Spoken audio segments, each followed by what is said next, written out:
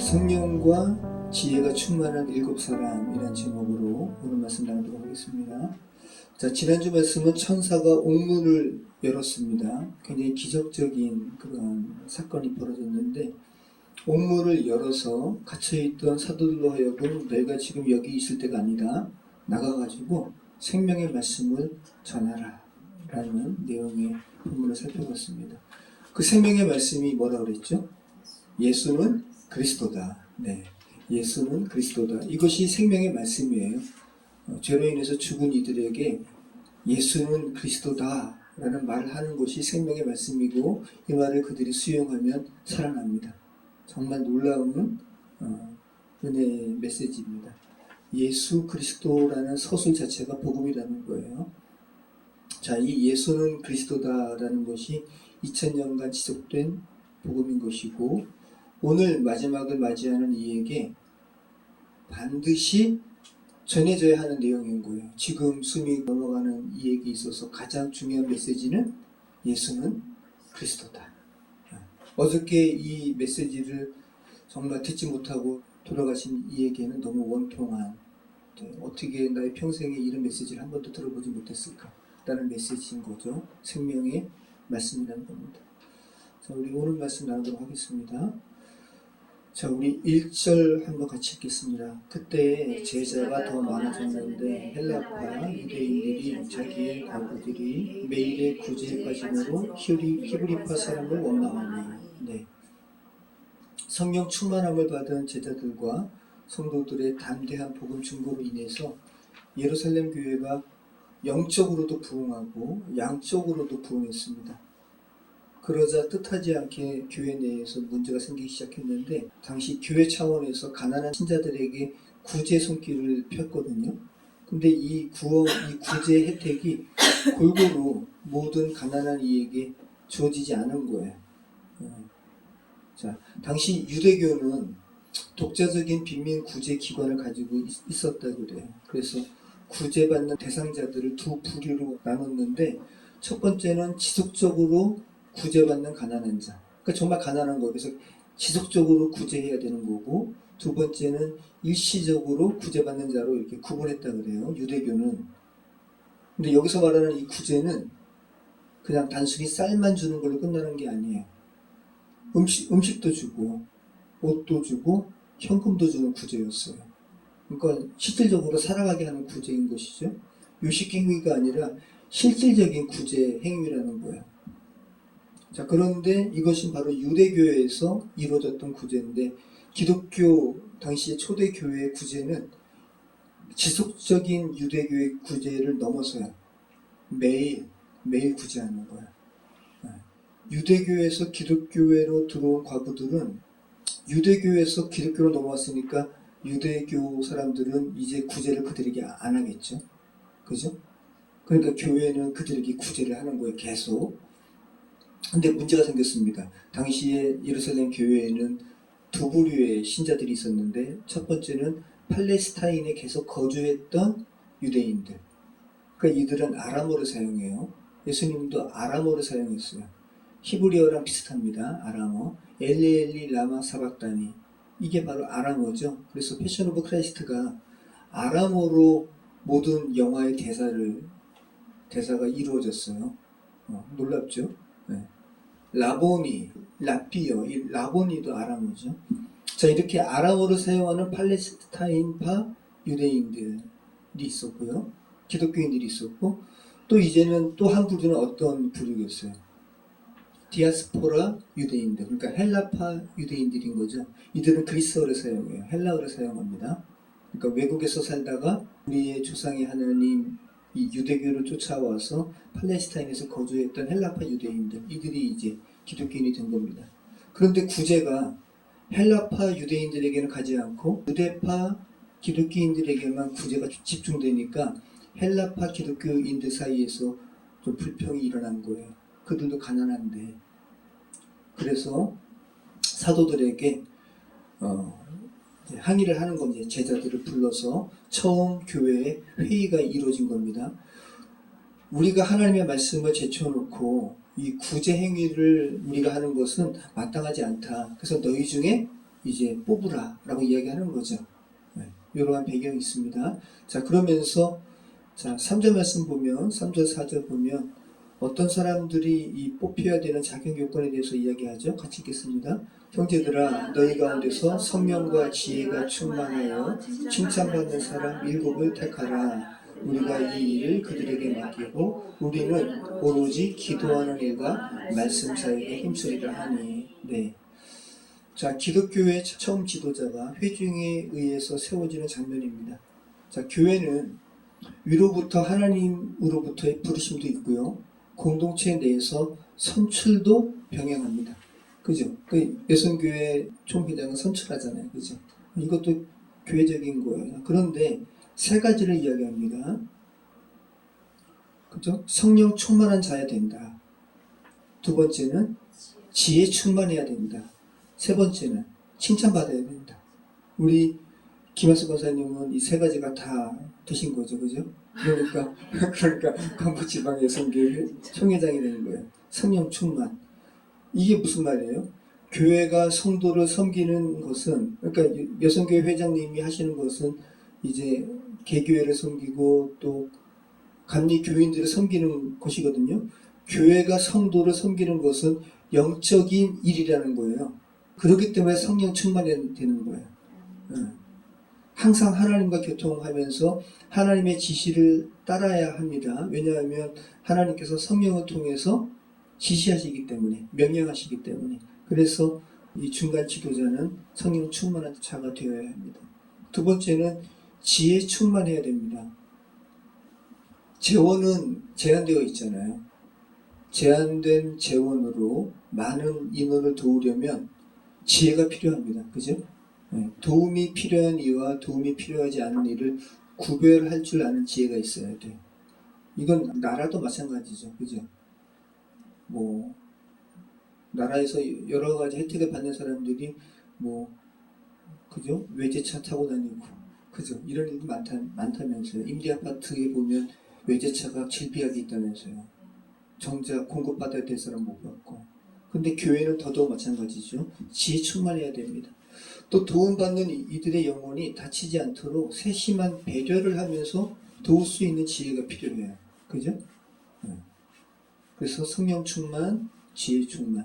그 다음에 세 번째는 칭찬받는 사람이어야 됩니다. 인격적으로. 정말 도움받는 사람이, 자기를 도와주는 사람이 인격적으로 칭찬받는 사람이 아니라 정말 막대하는 사람이 자기를 이렇게 도와준다고 하면 정말 의무적으로 기분 상하면서 그런 도움 받을 거 아니에요. 그죠?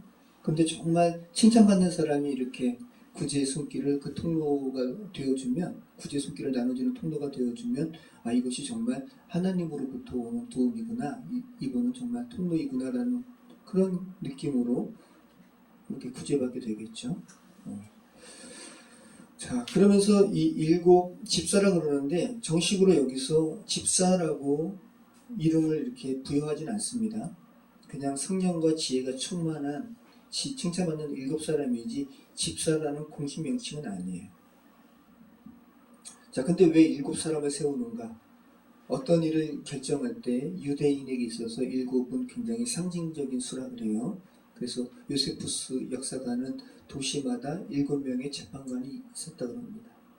자, 그리고 7은 당연히 재판함에 있어서 7은 중요한 거예요. 그죠? 어떤 일을 결정하는 것에 있어서 7은 중요한 거예요. 호수가 중요한 거예요. 호수여야지 결정이 돼요. 짝수는 결정이 안 돼요. 자, 그러면서 4절에 우리는 기도하는 것과 말씀 전하는 것에 전무하리라. 이게 사도죠, 사도.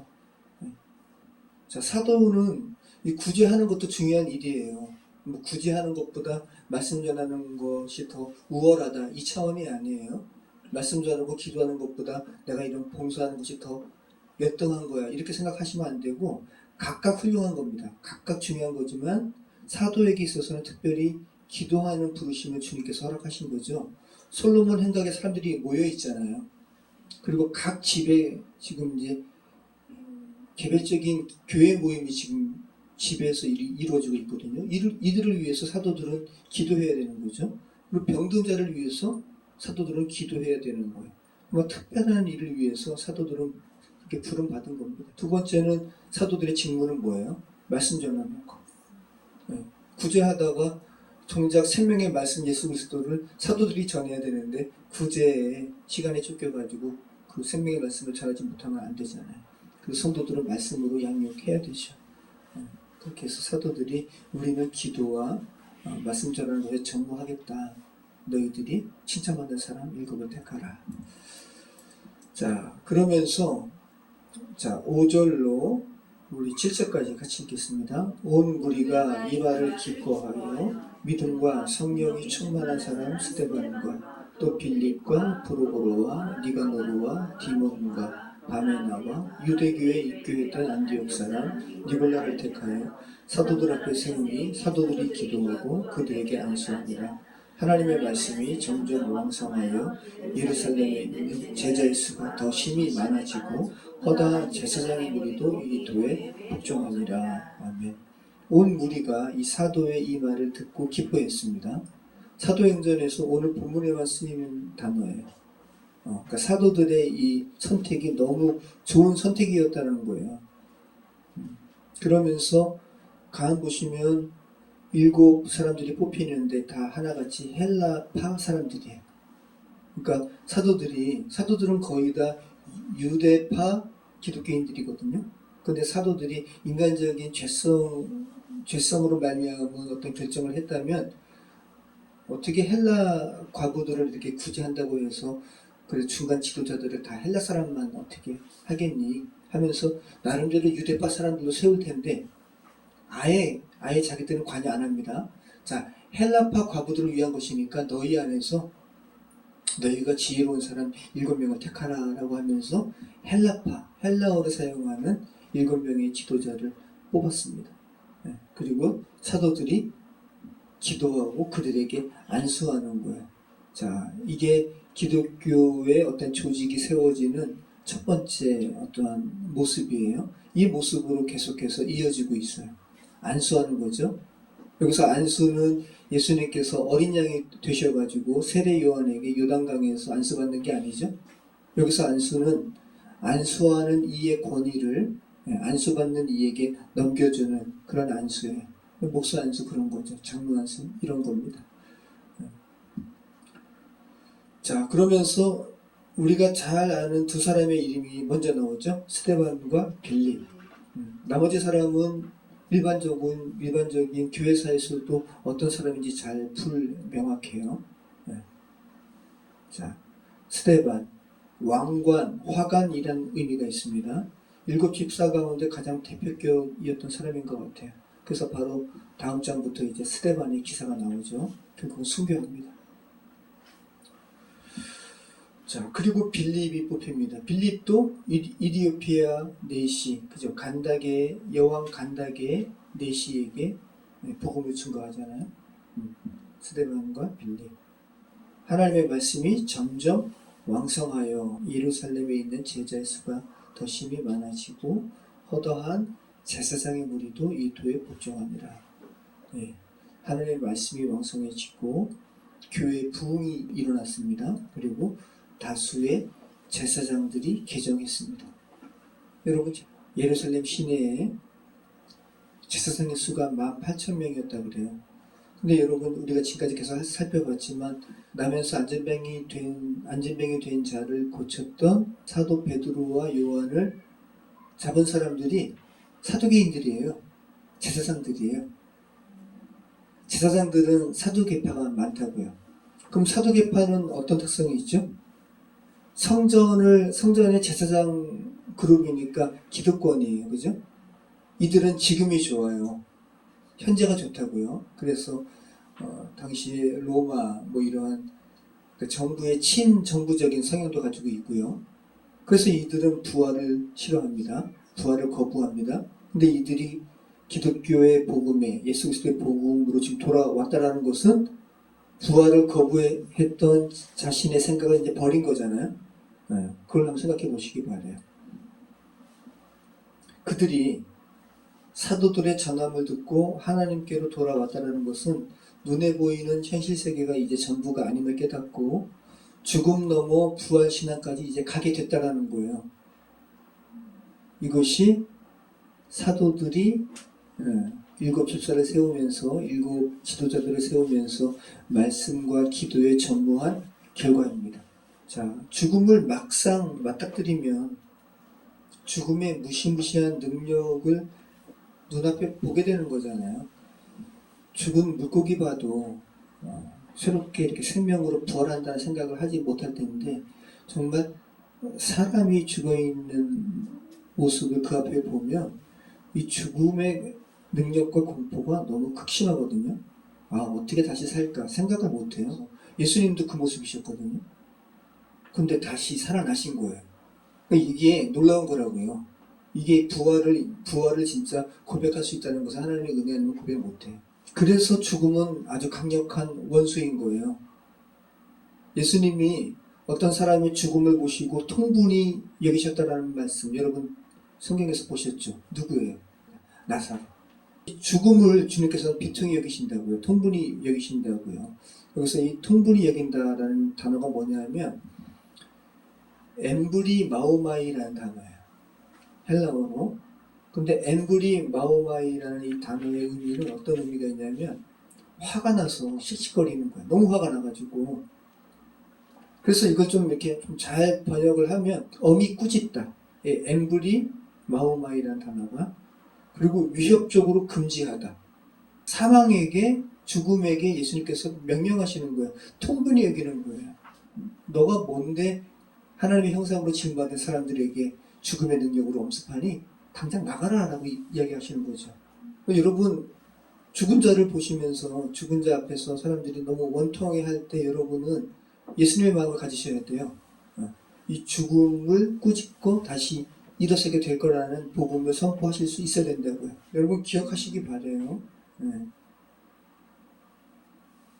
자, 인간에게 있어서는 죽음으로 끝나지 않고 생명으로 회복된다는 것이 이게 복음이라는 거예요. 이것이 바로 예수는 그리스도다 라는 이 문장 안에 다 있는 겁니다. 죄로 인해서 죽을 수밖에 없는 인간을 왕이시고 선지자이시고 제사장이신 예수님께서 생명으로 옮기셨다는 것이 복음이기 때문에 이 복음이 옥 안에 갇혀 있으면 안 되잖아요. 그래서 주의 천사가 옥문을 열고 너희 성전에 가서 외쳐라. 그죠? 네. 그리고 사도들이 외쳤어요. 그리고 교회가 부흥했어요. 하나님의 말씀이 왕성해졌어요. 그래서 부활이 없다고 하는 사도계인들, 제사장들이 이 도에 복종하면서 하나님께로 돌아왔다고요. 네. 자, 다시 한번 여러분, 교회의 시작점에 성전에서, 솔로몬 행각에서 예수는 그리스도다라고 사도들이 외치는 장면을 그려보시기 바래요. 그리고 여러분도 한번, 여러분의 모습도 여러분이 지금 물리적으로는 한국에 있으니까 여러분도 여러분의 자녀들에게 가정의 거실이든 아니면 카페든 여러분이 일하는 그런 장소든 예수는 그리스도다라고 한번 외치는 장면을 상상해 보시기 바래요. 그것이 바로 사도들의 모습과 똑같은 거예요.